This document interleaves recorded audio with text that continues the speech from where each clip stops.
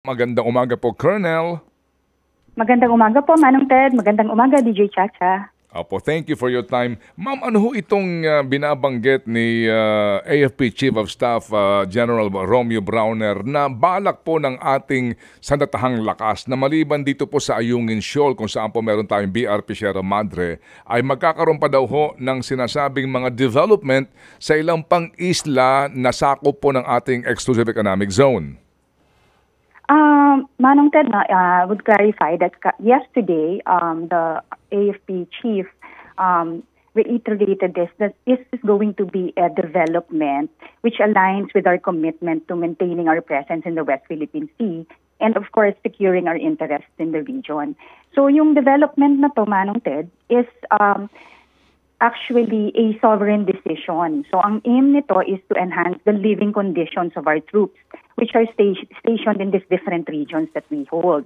So yung AFP leadership po natin, of course, we had our command conference yesterday. So ang gusto po lang lahat ng commanders is to safeguard the morale and welfare of our troops. So this is all part of this to provide suitable living facilities for them. Opo. So, as an example, ito ho ngayong nakabalahaw na BRP Sierra Madre sa Second Thomas Shoal o Ayungin Shoal, literally, aayusin po yung barko o magtatayo po ng permanent concrete structure doon?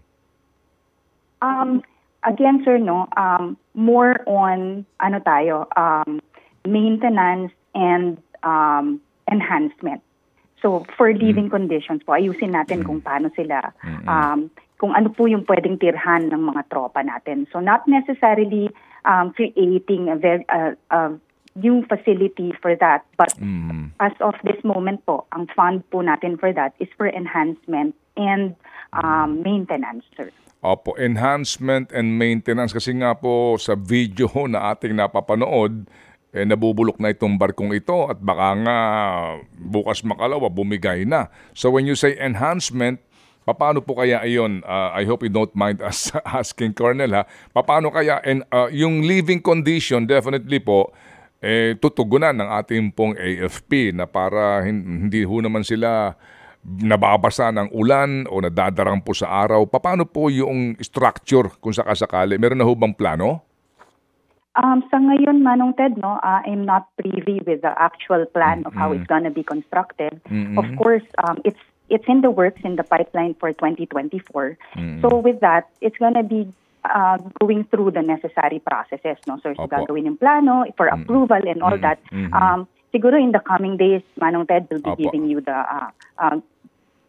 details of such kapag meron na po tayo. Opo. Sige po. So maliban po sa Ayungin Shoal, ngayon po naman po meron na ho tayong tropa dito po sa di ba? Dito po sa Kalayaan Island, and yung binabanggit po ninyo na enhancement, paano po ang gagawin po naman dito? Sir, bali, I'm sorry sa Pag-asa Island po. Ano pong gagawin din natin dito?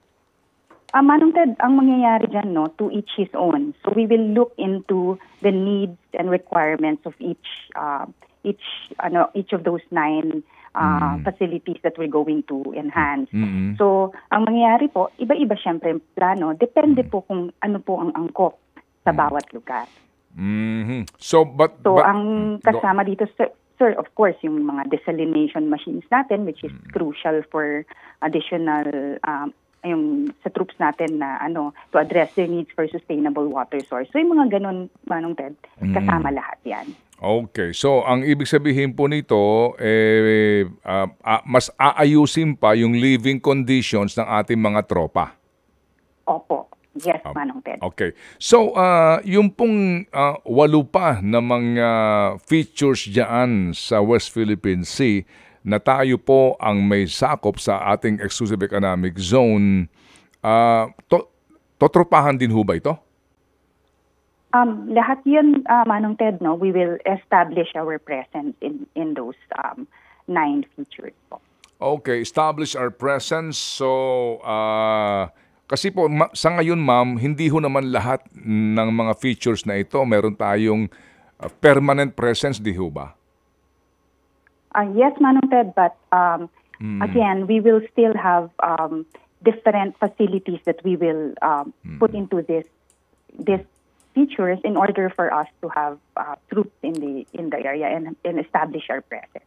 Opo. And that that is in the pipeline for this year para po sa ating AFP, ma'am? Yes, Manong Ted, these are all part of our conversations yesterday during the command conference. Okay, sige po. So aabangan po natin ito. And this is duly funded by the GAA for 2024, Colonel? Ito po, Manong Ted, is part of our regular funding for every year. So every year po may nire-request tayo for enhancement of facilities and maintenance.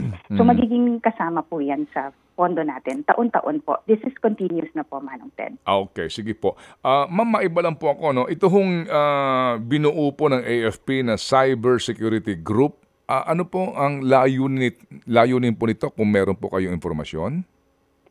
Sir, yung sa cybersecurity group, no, of course, the Department of National Defense has declared cyber as the fourth domain of operations po of the Armed Forces of the Philippines, along with land, air, and sea.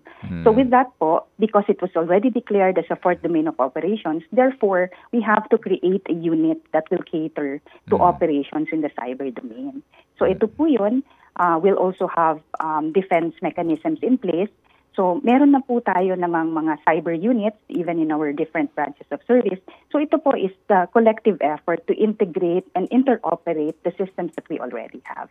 Opo. But concerning ito pong mga cyber criminals, anti-cyber criminals operation, ano ito inyong ipapasa po sa PNP or sa NBI? Paano po? Yes, sir. That is the mandate of the PNP and the NBI po. So, ito ho bang cyber security group na ito ay specifically rin po naka-focus sa nangyayari pong mga ano ngayon, disinformation? Sir, that will be all-encompassing, no? Cyber operations, sir, malawak po ito. So, ang thrust po ng AFP is to protect the people and to secure the state. So, that also exudes to the cyber domain. So, anything po that will aid the AFP in para mapangalagaan po natin ang ating taong bayan, kasama mo po yung cyber doon. Opo. So, ito ho ba'y may kaugnayan din dito po ngayon sa mga ilang pong mga medium through the internet na ginagamit ng ilang pong mga nagpapakilalang mga retired na AFP officials at nagsusulong ng informasyon na nagpapahiwatig ng destabilisasyon? Actually, Manong Ted, no, yung cyber operations natin is all-encompassing. So not necessarily directed to a particular event, but of course, we will be monitoring all events that will transcend in the cyber domain. So lahat na po yan, pati po yung fake news, pati po yung mga scams na nangyayari. So we monitor everything po and we try to deter possible threats in the cyber domain. How do you address this disinformation at mga destabilization na ito? Move na ito ng ilan po na ating napapanood ngayon? Sir, we will establish that in the Armed Forces of the Philippines internally, there are no talks whatsoever in terms of destabilization. So, kahapon po, binanggit po ni Armed Forces Chief, si General Browner, na there's also no need to have a loyalty check because he has the trust and confidence in each individual, each troop, na wala kaming ganun internally in the AFP. So, yan sir, with that pronouncement, I don't think, sir, there's any more need to deal with destabilization talks at this point po, within the AFP. Opo. Sige po. So, ma'am, magkakaroon ba kayo ng inyong sariling channel? Yes, sir, we will, to counter, sir. Go ahead, ma'am, to counter itong mga, to counter itong mga false information? Actually, sir, yung AFP po, marami naman po kaming medium that we have in place, no? So we have yung pong DWWD din po ng Armed Forces Radio. So yun naman po, we will be enhancing all of these things and will revolutionize po. Especially this year po, we're looking at different approaches to this Opo. Okay, opo. Sige po. So, Cha, meron ka bang tanong kay Colonel bago natin siya pasalamatan dahil kami po'y nagagalak, ma'am, ha, na kayo nagpaunlak po sa panayam na ito para lang ho natin maiklaro itong mga importanteng isyong ito. Yes po, Colonel, aside po dito sa isang tinitignan ninyo no, na posibleng gawin nga po yung maintenance na binabanggit nyo and enhancement para mas maging maganda po at habitable for our troops, may iba pang mga islands kayong tinitignan? Aside from Ayungin? At this point, ma'am, kung ano po yung 9 features that we are holding, yun po yung covered. And we understand that you cannot fully discuss kung ano ito kasi syempre baka alam mo na magkaroon ng aksyon ng China ukol dito. Yes, ma'am.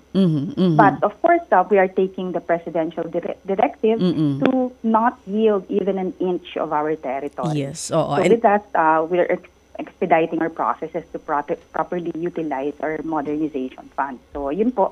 Pero ito po, ma'am, not modernization siya, but enhancement and repairs for na annual funds po ng armed forces. Meron po bang tulong na ibibigay yung atin pong mga allied countries kagaya ng US at Japan at iba pa? So dyan po, ma'am, of course, we are enhancing our collaborations with like-minded countries, no, ma'am? So I am not privy on the specifics on this per individual, ano po, kung ano po talaga yung tulong nila. Yes, understandable. Yes, ma'am. We'll deal on that more as we go along. Pero ito pong mga balitang ito at hakbang na ito, baka lalong mas uminit po ang China, ano? Ano po ang, kung sakali man, meron silang gagawin in the future, ano, na mga hakbang. Handa naman po ba ang Pilipinas dito? Handa naman po ang Pilipinas, ma'am. But ang ano lang po natin dyan, of course, we will exercise all the necessary means towards a diplomatic approach. So, ang in-exercise po natin dyan ay maximum tolerance. Kumbaga, ma'am, alam niyo na po, definitely na itong mga gagawin natin na mga enhancement na ito ay magbubunga ho na naman ng mga aksyon ng China at preparado po tayo doon. Yes, sir. Opo. So, ang strategic orientation natin po dito in terms of our operations in the West Philippine Sea, sir, is centered on ensuring our national security and the well-being of our Filipino citizens, no, pati yung mga fishermen po natin. So we are trying to uphold the democratic principles and human rights in terms of all our endeavors po. Okay, sige. So, ma'am, salamat po sa inyong pong pagbibigay po ng panahon sa aming programa at kami tatawag muli, ma'am, ha, pag meron po tayong dapat naklaruhin sa publiko. Of course, Manong Ted, anytime po. Thank you po, Manong Ted and DJ Chacha. Thank you. Si Colonel Francel Margaret Padilla ang katatalaga lamang na tagapagsalita po ng ating armed forces. Bagay siya sa kanya pong bagong posisyon. Apo, kumbaga yung dati ay na-promote na rin po, no? Si Colonel Medel Aguilar ay na-promote na rin po. Ted Filon at DJ Chacha ngayon nasa Radyo 5 92.3 News FM Monday to Friday 6 to 10 a.m.